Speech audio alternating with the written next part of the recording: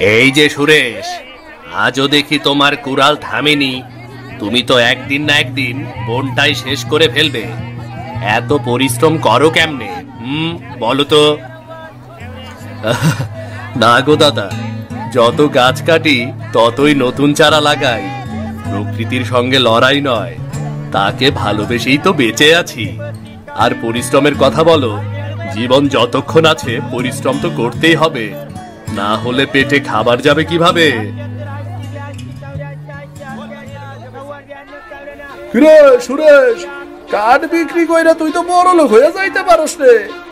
একটু যদি অসৎ পথে চিন্তা করস তাইলেই বড় লোক হয়ে যাবি। না না না না, অন্যায় করে পেট ভরলে সেই ভাত গলায় আটকে যায়। আমার ভাগ্যে যতটুকু আছে তাতেই আমি খুশি। খারাপ কাজে বড় হতে চাই না আমি।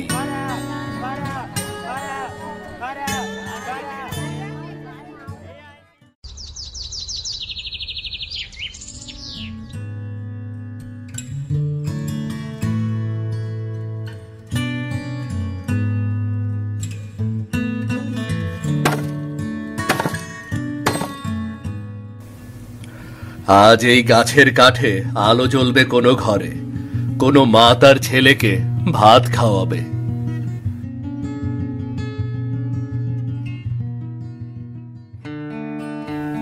এই আকাশের নিচে কেউ কি আমার কথা ভাবে?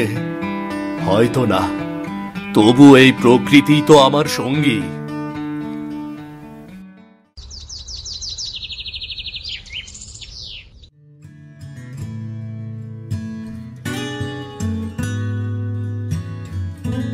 কে আছো এখানে? এই কুড়াল কার? নিয়ে যাও, নিয়ে যাও।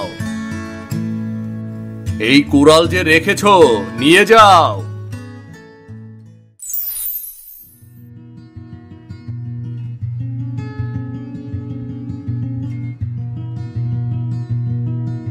কে এই মেয়ে?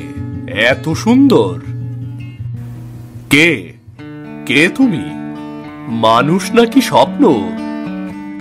ভয় পেও না, আমি ভয়ানক কিছু নই। আমি পড়ি পদ্মাবতী। পরি? আমি তো শুধু গল্পে শুনেছি, কখনো দেখিনি। তুমি কেন এসেছো আমার সামনে? তুমি যে সোনার কুড়ুল দেখলে, সেটা আমিই রেখে গিয়েছিলাম। আমি চেয়েছিলাম দেখতে তুমি কেমন মানুষ। কেউ যদি হঠাৎ সোনা পায়, লোভে কি তার নিজের সততা হারায় কিনা? আমি পরের জিনিস নিতে পারি না। আমার কুড়াল লোহার, সোনার কুড়াল আমার নয়। আমি কেন নিতে যাব এটা? তুমি জানো, মানুষ হলে সবাই এমন ভাবে ভাবে না, বেশিরভাগই লোভে পড়ে যায়। লোভে সুখ থাকে না। নিজের যা যতটুকুই আছে, যতই সেটা সামান্য হোক না কেন, সেটাই অনেক। তুমি সত্যি আলাদা। আমি শত বছর ধরে এই বনে আছি, কিন্তু তোমার মতো সৎ মানুষ দেখিনি। এই কুড়ুলটি আমি নিয়ে যাচ্ছি, কিন্তু তোমার সততায় আমি মুগ্ধ হয়েছি। তুমি কি আমাকে বন্ধু বানাবে? আমি তোমার বন্ধু হতে চাই। আমি তো সাধারণ কাঠুরিয়া, পরীর সঙ্গে বন্ধুত্ব কিভাবে সম্ভব? হৃদয়ের বন্ধুত্বে জাত, শ্রেণী, জগৎ কিছুই বাধা হয় না।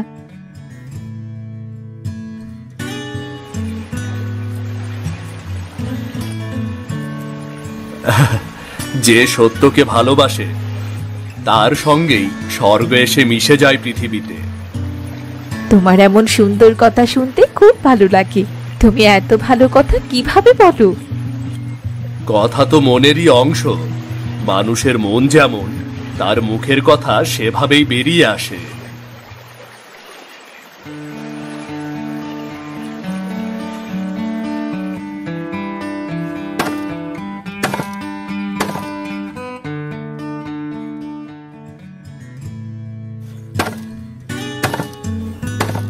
সুরেশ, তুমি জানো, আমি শত বছর ধরেই বনে থাকি, কিন্তু কখনো কারো সামনে আসিনি। কারো সাথেই কথা বলতে ইচ্ছেও হয়নি। তাই? তাহলে তো আমি বড় ভাগ্যবান। ভাগ্যবান তুমি নও, ভাগ্যবান আমি নিজেকে মনে করছি তোমার মতো একজন সৎ মানুষই দেখা পেয়ে। তুমি সত্যি অন্যরকম। আমি শুধু একজন সাধারণ মানুষ। আমার জীবন কষ্টে ভরা। আমার আপন বলতে কেউ নেই। ছোটবেলায় বাবা মা মারা গেছে, তারপর এখানে ওখানে খেয়ে না খেয়ে বড় হয়েছি। এখন নিজে পরিশ্রম করে খাই আর একা থাকি আমি। কি বলেছি তোমার কেউ নেই? এই যে এখন থেকে আমি তো আছি, আর কখনো বলবে না যে তোমার কেউ নেই। তুমি কি সত্যি আমার সাথে থাকবে, নাকি কখনো ছেড়ে চলে যাবে?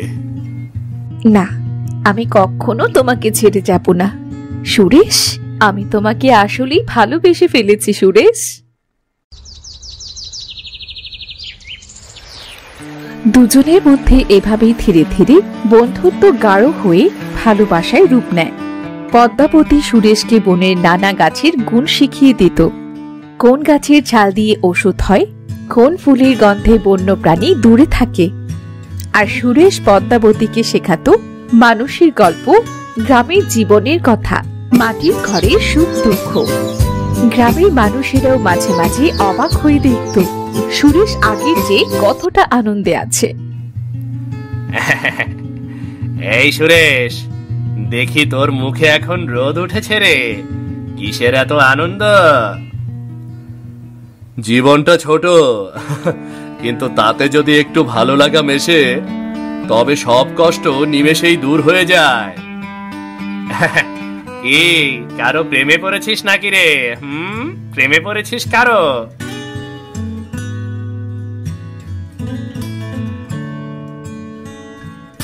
সেই দিন বিকেলে রোদ তখন ম্লান হয়ে গিয়েছে। সুরেশ কাঠ কেটে বিশ্রাম নিচ্ছে নদীর পাড়ে। হঠাৎ বাতাসে একটা কোমল গন্ধ ভেসে এলো। পদ্মাবতী সামনে এসে দাঁড়ালো। আজ তার মুখে যেন অন্যরকম আলো। সুরেশ, আমি তোমার কাছে একটা কথা বলতে এসেছি। কি কথা পদ্মাবতী? তুমি কি জানো তোমার পাশে থাকলে আমি কতটা খুশি থাকি? এই 100 বছরের জীবনে আমি প্রথমবারের মতো এমন কাউকে খুঁজে পেয়েছি। তোমার মতো এক পরীর পাশে আমি তো বরং অপরাধী মনে করি নিজেকে। তুমি আলো, আমি তো কেবল মাটির মানুষ। হয়তো তাই, তবুও আমি তোমাকেই চাই। তুমি সৎ, সরল, পরিশ্রমী। এই পৃথিবীতে এমন মানুষ খুব কমই পাওয়া যাবে। আমি তোমার সঙ্গে জীবন কাটাতে চাই সুরেশ। তুমি তুমি কি বলছো? আমার তো কিছুই নেই। আমার নেই ধন, নেই মান, শুধু এই কুড়ালটা আর এই একটা কুড়ে ঘর। তুমি আমার সাথে কিভাবে থাকবে? আমার প্রয়োজন ধন নয়, প্রয়োজন এক সৎ হৃদয়। আর তুমি সেই মানুষ সুরেশ। আমি তোমার মাঝে সকল সুখ খুঁজে নেব। তুমি যদি সত্যি এমন চাও, তবে আমি তোমার হাত ধরব। কিন্তু তুমি তো পরী, মানুষের সংসার তোমার পক্ষে কি সম্ভব করা? যে ভালোবাসা সত্যিকারের, তার কোনো সীমানা থাকে না।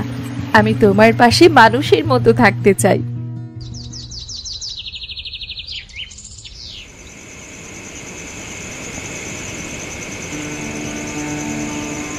সুরেশ গলায় পরিয়ে দিল একটি সাধারণ সুতোর মালা। তাতে গাঁথা ছিল কিছু বনফুল। আর পদ্মাবতী মাথা নিচু করে মৃদু হাসল। সেদিন থেকেই তাদের কুড়ে ঘরে শুরু হলো এক নতুন জীবন।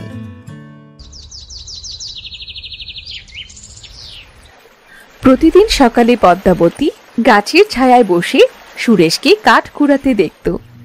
কখনো তার জন্য শেকড় দিয়ে ভর্তা বানাতো, আবার কখনো বনফুল তুলে মালা গাঁথত। তুমি যে পরী তা আমি ভুলেই যাই পদ্মাবতী। তুমি ঠিক এই গ্রামের গৃহবধূর মতো গো। ভালোবাসা পরীকেও মানুষ বানায় সুরেশ। আর তুমি আমার পৃথিবী। একদিন সকালে পদ্মাবতী অনুভব করল তার শরীরে এক আশ্চর্য পরিবর্তন। সুরেশ, আমি মনে হয় মা হতে চলেছি সুরেশ। সত্যি আমি বাবা হব? আমার একলা জীবন তুমি এভাবে পূর্ণ করে দিলে।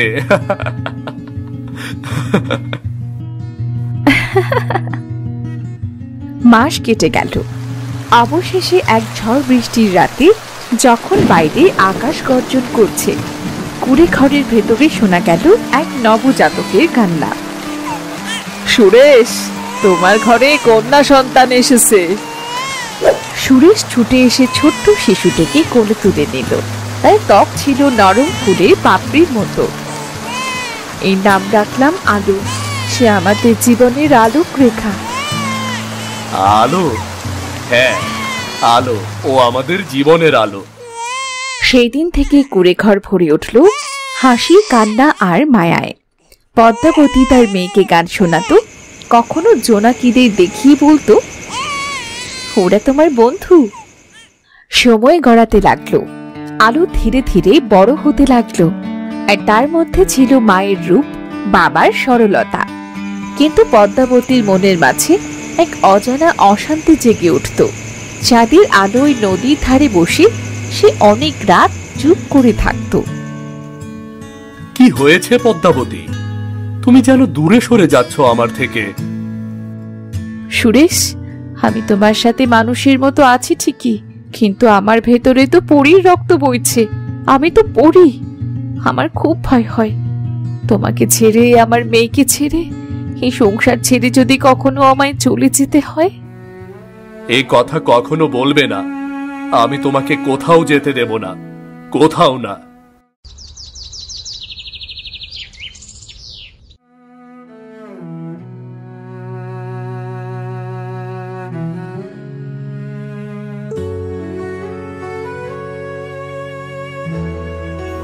পদ্মাবতী, কোথায় গেলে তুমি?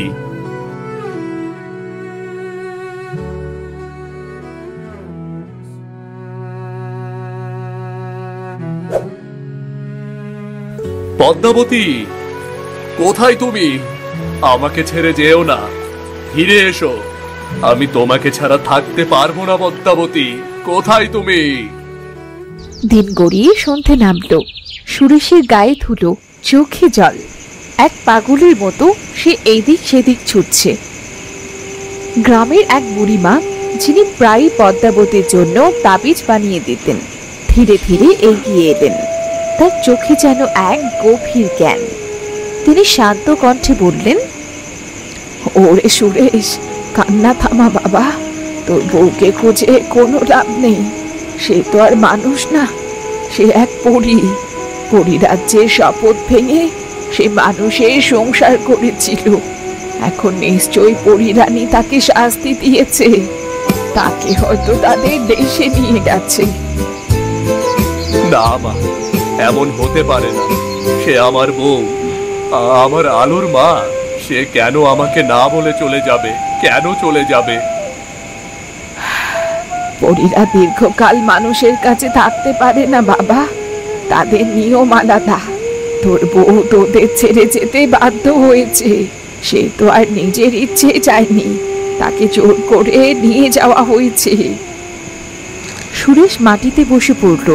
তার চোখ গড়িয়ে অশ্রু ঝরছে, কণ্ঠ ভারী হয়ে উঠেছে তার। পদ্মাবতী, তুমি যদি আমাকে ছেড়ে চলেই যাবে, তাহলে কেন আমার জীবনে এসেছিলে? কেন আমাকে মায়ার বাঁধনে বাঁধলে তুমি? তোমাকে ছাড়া আমি যে দিশেহারা। তোমাকে ছাড়া আমি কিভাবে থাকবো? ফিরে এসো পদ্মাবতী, ফিরে এসো। বুড়িমা এগিয়ে এসে কাঁধে হাত রাখে। নিজেকে শান্ত কর বাবা। পদ্মাবতী নেই তো কি হয়েছে, কিন্তু তোর মেয়ে তো আছে। তোর মেয়ের জন্যেই তোকে বাঁচতে হবে। তোর মেয়েকে বড় করতে হবে, তো মানুষ করতে হবে তাকে। তোকে এভাবে ভেঙে পড়লে যে চলবে না সুরেশ। তোর মা গেছে ঠিকই, কিন্তু তার আলো তোকে দিয়ে রেখে গেছে রে। এখন থেকে তুই আমার জীবন রে মা, তুই আমার জীবন। সেদিন থেকে সুরেশ আর আগের মতো রইল না। কুড়োল হাতে প্রতিদিন জঙ্গলে যেত ঠিকই, কিন্তু তার চোখের কোণে ছিল শূন্যতা।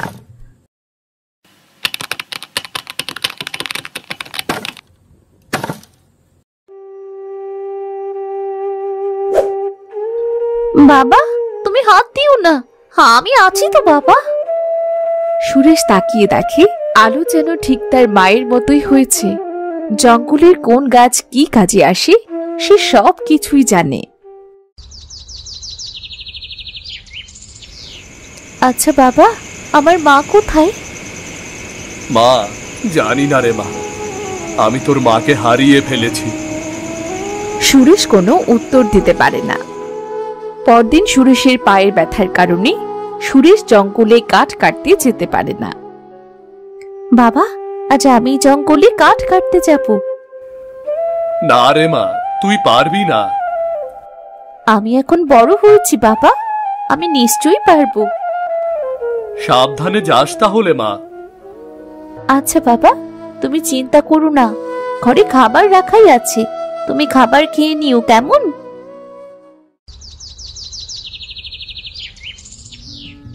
আলো কুড়াল নিয়ে জঙ্গলে যায়। জঙ্গলে গিয়ে দেখা হয় সেই বুড়ি মায়ের সাথে। তুমি কে মা? তোমাকে তো কখনো দেখিনি। আমাকে তুই না দেখলে কি হবে? আমি তোকে ঠিক চিনি। তুই সুরেশের মেয়ে, তাই না? হ্যাঁ, আমার বাবাই সুরেশ। তুই সুরেশ আর পদ্মাবতীর মেয়ে। আমি তোকে খুব ভালো করে চিনি। তুমি তো দেখছি সবকিছুই জানো। আচ্ছা, তাহলে কি তুমি বলতে পারবে আমার মা কোথায়? বলো না, আমার মা কোথায়? আমার মাকে দেখতে আমার ভীষণ ইচ্ছে হয়। আর আমার বাবা সারাক্ষণ মনের মধ্যে মায়ের জন্যে খুব কষ্ট পায়। হ্যাঁ, তোর মা কোথায় তা আমি জানি, কিন্তু সেখান থেকে ফেরা এত সহজ নয়। তুমি সত্যি জানো আমার মা কোথায়? তাহলে আমাকে সেখানে নিয়ে যাও, যত কঠিনই হোক আমি আমার মাকে সেখান থেকে নিশ্চয়ই ফিরিয়ে আনবো। বুড়িমা তখন আলোকে নিয়ে গুহার দিকে যায়। যেতে যেতে বলে, তুই এখন বড় হয়েছিস, সত্যিটা জানা তোর জন্য দরকার। তোর মা কোনো মানুষ ছিল না, সে একজন পরী।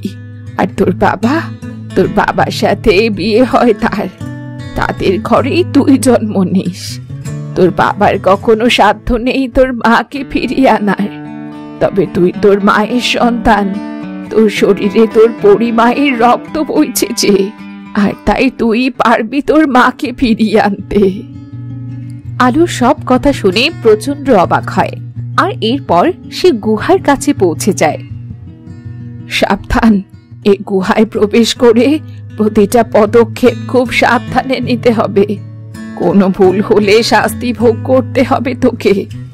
এই বলে বুড়িমা আলোর হাতে একটা উজ্জ্বল পাথর দেয় আর বলে, কোনো পরী যদি তোকে ক্ষতি করতে চায় তাহলে পাথরটা সামনে ধরবি, সে তোর বশীভূত হয়ে যাবে। বুড়িমা, আমি তোমার কাছে চির ঋণী হয়ে থাকলাম। তোমার এই ঋণ আমি কোনো দিন শোধ করতে পারবো না। তুমি আমাকে আশীর্বাদ করো, আমি যেন আমার মাকে ফিরিয়ে আনতে পারি। আমি জানি তুই পারবি তোর মাকে ফিরিয়ে আনতে।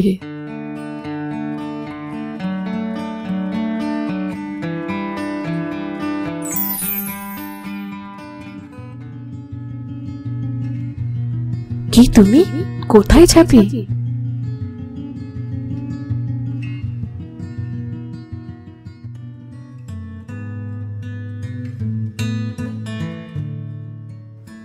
মানুষের সন্তান, তুমি কোন সাহসে আমার রাজ্যে এসেছো? কি চাও? আমি আমার মাকে চাই। আমি চাই তিনি আমার কাছে ফিরে আসুক।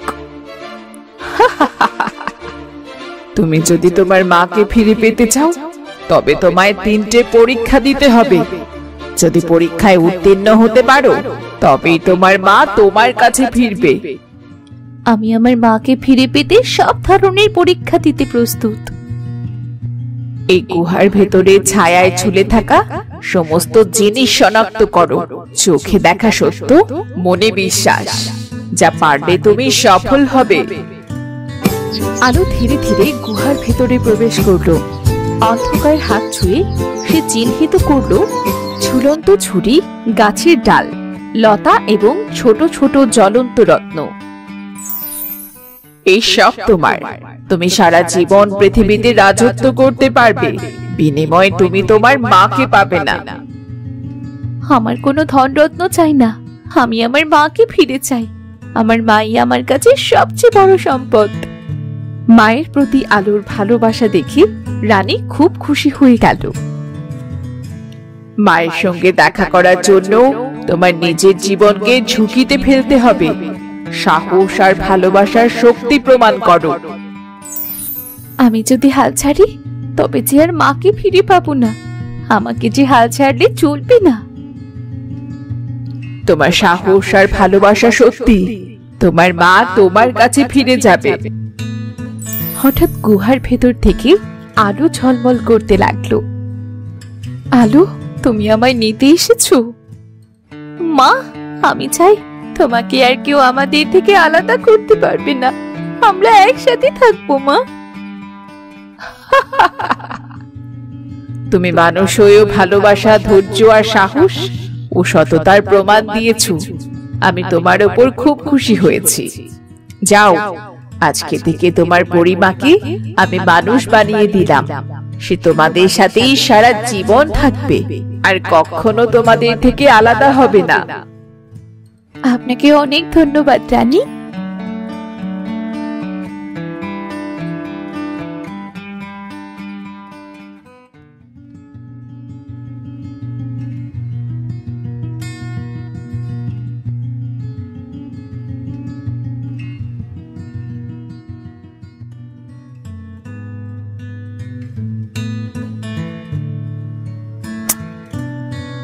হ্যাঁ, আমার মেয়ে আলো, তোমার সাহস আর ভালোবাসা আমাকে ফিরিয়ে এনেছে মা। মা, আমার মা, তোমাকে আমি কবে দেখেছি আমার মনেই নেই। তুমি চলে যাবার পর থেকে বাবা আর হাসে না মা। তোমাকে ছাড়া যে আমরা ভালো নেই। চলো মা, তাড়াতাড়ি বাবার কাছে চলো। তারপর তারা বাড়ির পথে রওনা দেয়।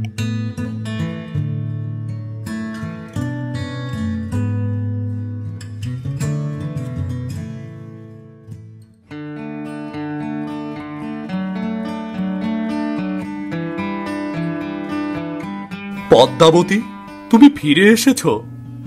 কোথায় না কোথায় আমি তোমাকে পাগলের মতো খুঁজেছি। সেই যে তুমি হারিয়ে গেলে তোমার ছোট্ট আলোকে রেখে, তাকে বুকে নিয়ে আমি বেঁচে আছি তোমার প্রতীক্ষায়। মনের মধ্যে আশা মরে যায়নি আমার।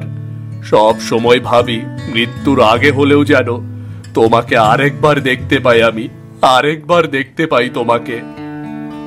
আমাদের জীবনে যা কিছু আনন্দ আছে সবকিছু আমাদের এই আলোর জন্যে। আমাদের মেয়ে আমাকে আবার ফিরিয়ে আনতে পেরেছে সুরেশ। আমি এবার মানুষ হয়ে ফিরেছি।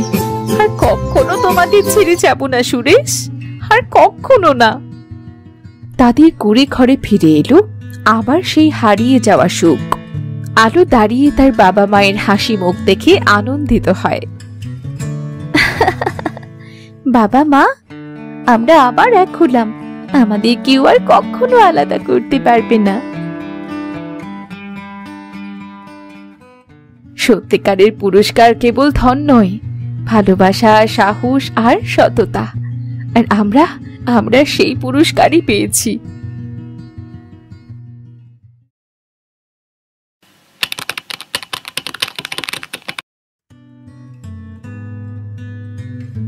কই গো সুরেশ, এইদিকে এসো, তোমার সাথে কথা আছে।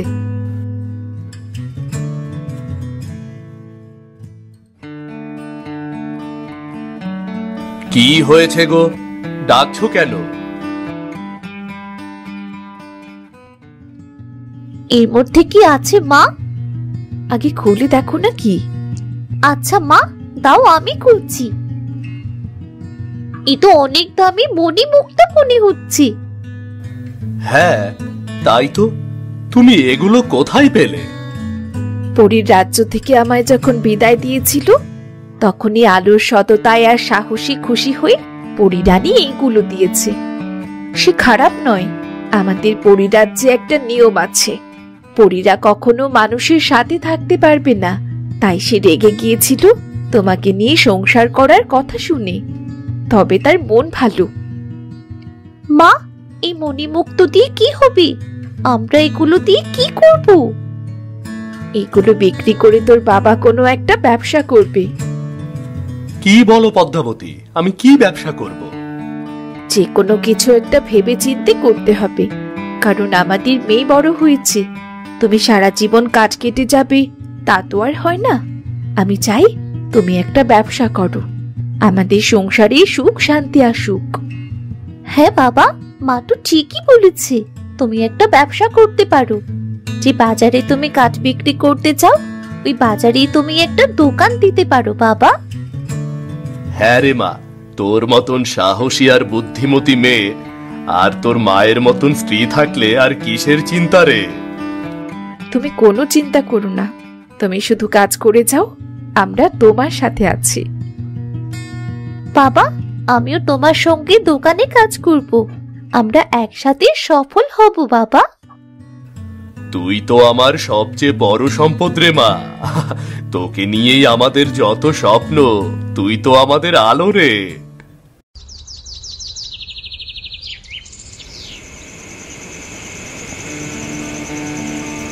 সত্যি, ঘর সংসার পরিবার এই সব কিছুতে যে সুখ আছে, সেই সুখ আর কোথাও নেই। তোমাকে আর আলোকে পেয়ে আমি পৃথিবীর সবচেয়ে বড় সুখী। জানো তো পদ্মাবতী, আমার ছোটবেলায় মা বাবা মারা যায়। নিজের বলতে আমার কেউ ছিল না, শুধু কাঠ কেটে নিজের দিন চলে যেত। আমার জীবনে কোনো আশা স্বপ্ন কিছুই ছিল না। তুমি আমার জীবনে আশার আলো হয়ে এলে। তারপর আস্তে আস্তে আমার ঘর পূর্ণ হয়ে গেল, আমাদের আলো এলো। স্বর্গ কেমন হয় তা আমি জানি না, তবে তোমাদের পেয়ে আমি যেমন আছি স্বর্গতেও বোধ হয় তেমনটি পাবো না গো। জানো মা, আমি আর বাবা যখন একা থাকতাম, বাবা কাজে চলে গেলে আমি সারাদিন বাড়িতে একাই থাকতাম। আমার ভালো লাগতো না, সব সময় তোমার জন্য কাঁদতাম আর ভাবতাম আমার মা কেন আমার কাছে নেই। আর এখন তুমি আমাদের সাথে আছো, আমাদের সংসার এখন কত সুখী, তাই না বাবা? ঠিক বলেছিস মা, আমরা এখন সুখী পরিবার। আমরা একসাথে আছি, ভালোবাসায় একে অপরকে জড়িয়ে। পেটে ক্ষুধা নেই, এর চেয়ে বড় সুখের আর কি হতে পারে রে? আজকের এই দিনটি তোমার সততার ফল। সৎ লোকেদের সবসময় ভালো হয়, আর অসৎ পথে চললে সম্পদের পাহাড় গড়েও কোনো লাভ হয় না, তা ধসে পড়ে। এমন গল্প দেখতে আমাদের চ্যানেলটা সাবস্ক্রাইব করতে ভুলবেন না কিন্তু।